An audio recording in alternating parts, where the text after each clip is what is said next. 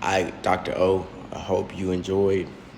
Honestly, I hope you enjoyed all my videos from the year, but I hope you enjoyed part one. Let's get right to part two. Like I said, hopefully you enjoy the simplicity. I hope you appreciate my simplicity. But okay, so these are the questions covered in question. In this part. Okay, this is like your rough outline or like your learning objectives for like a regular class. So, first question: what challenges and barriers did the author face, and how does she approach them? Next question that will be covered in this video: how does the book challenge stereotypes and preconceived ideas about disability? How did the author critique ableism and how it shows up in daily life? What support strategies did the author share for professionals to include with disabilities? So, starting kicking it off. This part of sitting pretty is where, as we say in today's terms, lock in. It's where we lock in. Rebecca Taussig doesn't just describe life in a wheelchair. She exposes the barriers society puts in her way and how she resists being boxed in by them. Inspire her. Challenges and barriers. She talks about how almost everything from sidewalks to bathrooms, job applications is designed without her in mind. But the biggest barriers weren't always physical.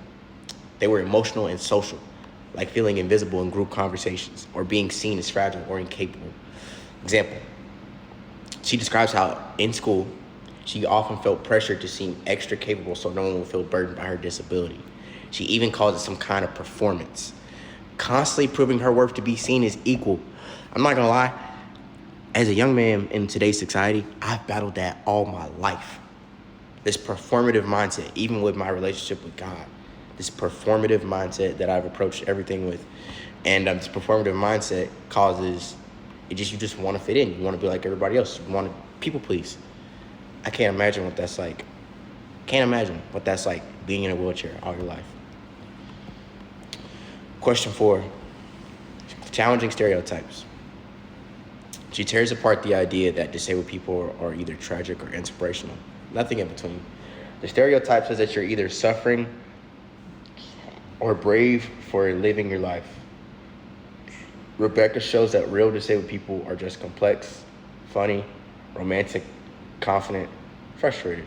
Example, she writes about how her wheelchair is often viewed as a prison by others, but for her it's the opposite. It gives her freedom and independence to do what she wants to do.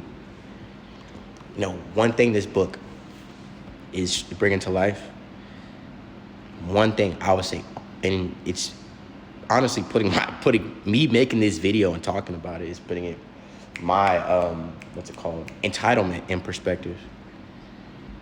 Like, I've got all this cologne up here, all these shoes, legs to walk. I can talk, I can see, I'm not deaf, I can hear. And it's just ridiculous. But this definitely will put you in perspective. I'm sorry, I get off on a tangent. I'm really passionate about this. Ableism. She breaks down ableism in everyday stuff, like when strangers assume she needs help without asking, or when people say, "You're too pretty to be disabled." Those sound like compliments, but they're coming from a place of disability or ugly or unfortunate.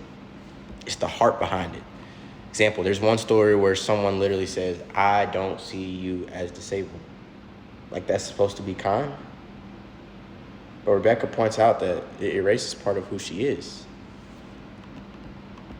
And for anyone working in healthcare, education, design, whatever, she gives real advice. Don't just accommodate disabled people, include them from the start. Ask questions, listen, build systems with disability in mind, not as an afterthought. So she talks about how doctors often talk to her mom instead of her. Her advice? Treat disabled people like experts of their own life. Ridiculous. So yeah, this part of the book is called this part of the book is called To Unlearn. Unlearn the way we've been taught to think about disability. Because Rebecca doesn't need our sympathy, she needs our respect and change. Wow. Wow. Wow.